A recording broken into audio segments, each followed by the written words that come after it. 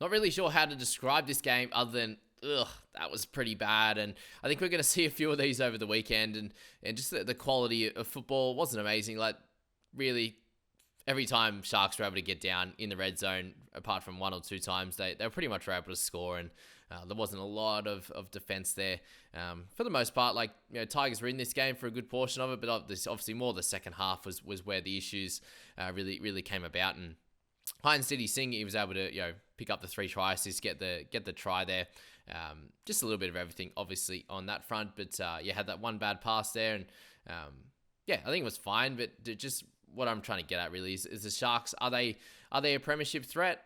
Ugh, maybe, I don't know. There's not really many teams at the moment that you could say are top dogs. It's really just Penrith, and the second best looking team right now would be the Cowboys, which is pretty weird to say, given I was just comparing them in the first sort of 8 to 10 rounds to all of the years that they'd come in the bottom 3 or 4. So yeah, this was a strange game, and obviously some pretty poor scores in there, in amongst some good ones, with Hines as captain, obviously at 82, but everyone captained him, so doesn't make a huge amount of difference. One guy that does make a lot of difference is Johnny Bateman, at 69.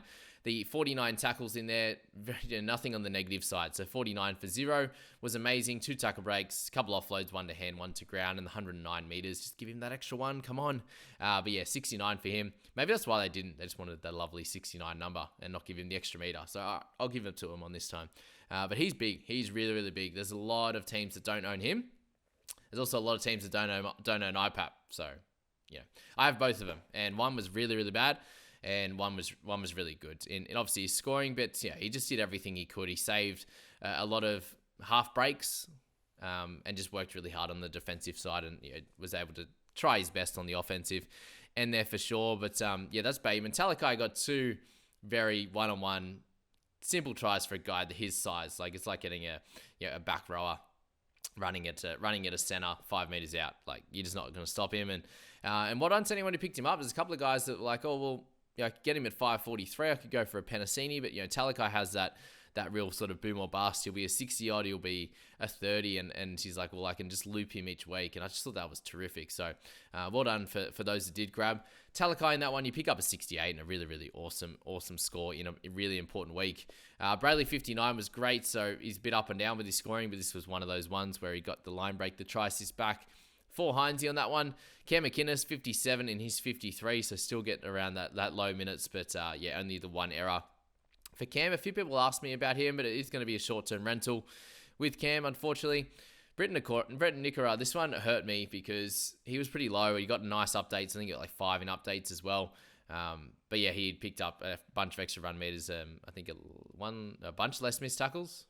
Actually, didn't see him miss as many tackles as he did the week before, so I'll give him that. But that try assist, line break assist at the end in the last minute, I was like, come on, we didn't need that. But 53 for him. It's not out of hand. It's basically where he's priced at. So that's the solace for us that don't own Nikora. It's more the fact that people are going Ipap or Nikora. And if you went Nikora, awesome. If you went Ipap, sad. So that's that there. Sione Katoa got his 3 tries this week and finally scored something because he's been really bad for a while now. My big thing here that's really frustrating me is the fact that I was looking at Blore and didn't get him. He outscored Ipap last week, and then this week he plays off the bench, gets 31 minutes, and goes on an absolute tear and picks up an awesome try, a couple of offloads in there. There's no negatives in his game. 52 in 31 minutes. He outscores Ipap by 32 in 44 less minutes. So that's just disgusting, really.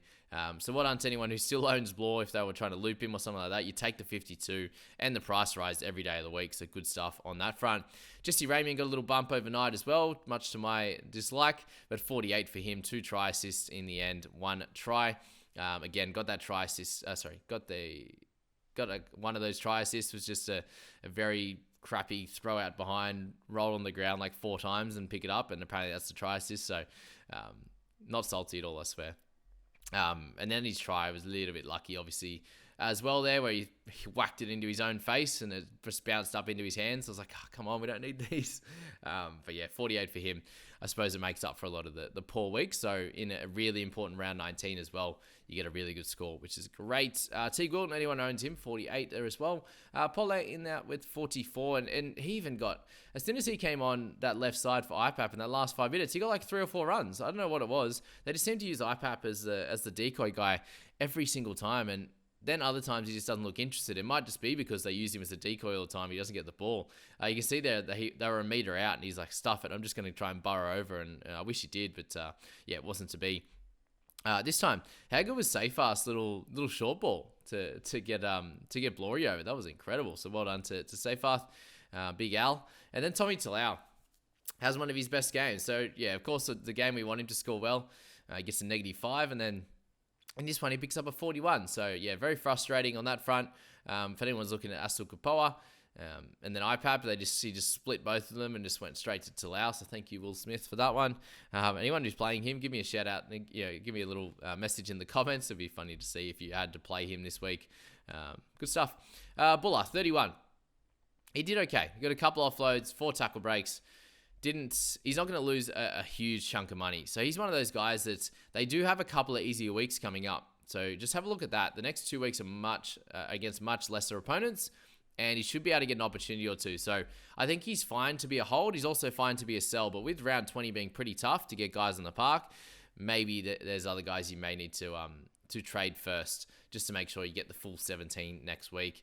Yeah, Ipap there, 29 tackles. He was getting bumped off on a few of them, which was sad. 3 missed tackles for him and an error trying to offload. So always amazing when you can get 6 points 4 points, or you get -2. So 6-point swing on that front. And 77 run meters, just not good at all. But obviously they didn't have the ball as much as as much as the other team there. Stafford Torre in the centers getting 94 meters and stuff like that isn't going to be too nice. But yeah, big welcome back to Toby Rudolph as well with this 33 minutes.